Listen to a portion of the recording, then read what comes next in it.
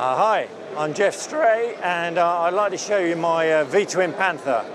Currently the only one in the world. It's 1300 cc's, 1959, and it was originally a Panther M120 650cc single cylinder.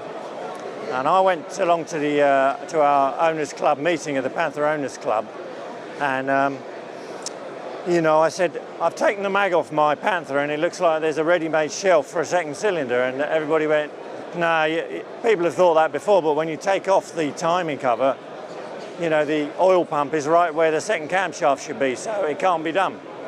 But, you know, I like a challenge, and I kind of meditated on it for a while, and I came up with a solution. I couldn't use, as it turned out, I couldn't use the shelf that was on the original crankcase because it's 2 degrees off the right angle and the aluminium's too thin. So I had to get another set of cases and saw a hole in the back of these ones and saw the mounting parts, the parts of the other crankcase that the barrel mounts on at the front. I saw the whole thing out and got it alloy welded into the hole I'd made in these crankcases. And then I had to, because I had to find another place to run the oil pump, so I used a BSA A10 oil pump running off the end of the crankshaft. And then there's nowhere to drive the magneto because all that part's now gone. So I've got a Yamaha Virago ignition on it from it's about 35 years old.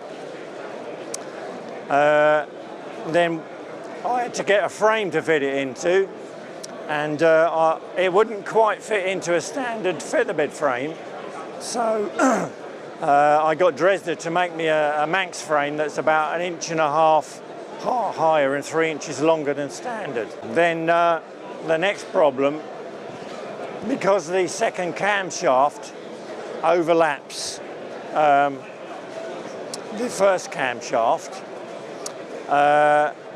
that meant I had to build the whole timing case outwards and then make the cam shafts longer, but that was getting too difficult until I found the solution was to skim the cam wheels to half width, and then that meant there'd be too much pressure on the valve gear, so I had to get lightweight valves and springs made specially.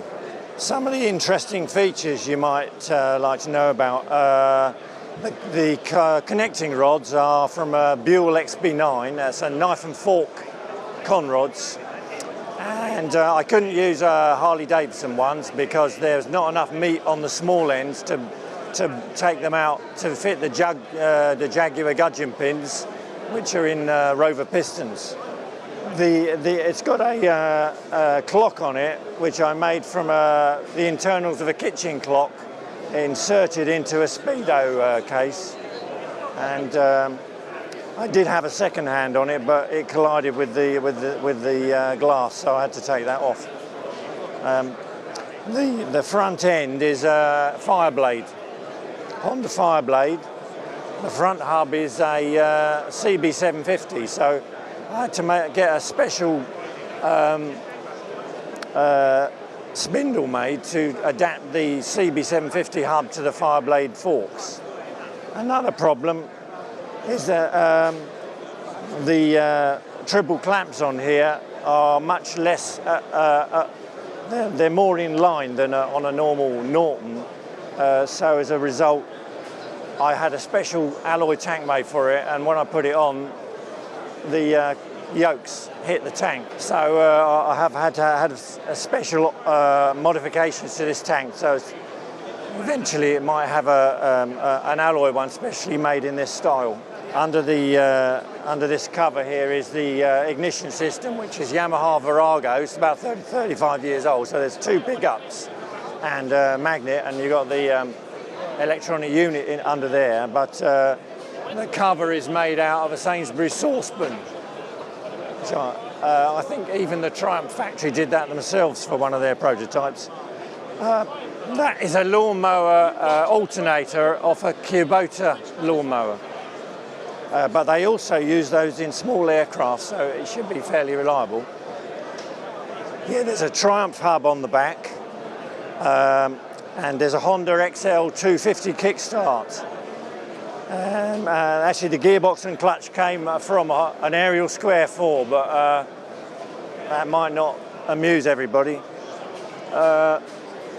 Actually, I started it up for the first time in August 2020, and it rides like an absolute dream.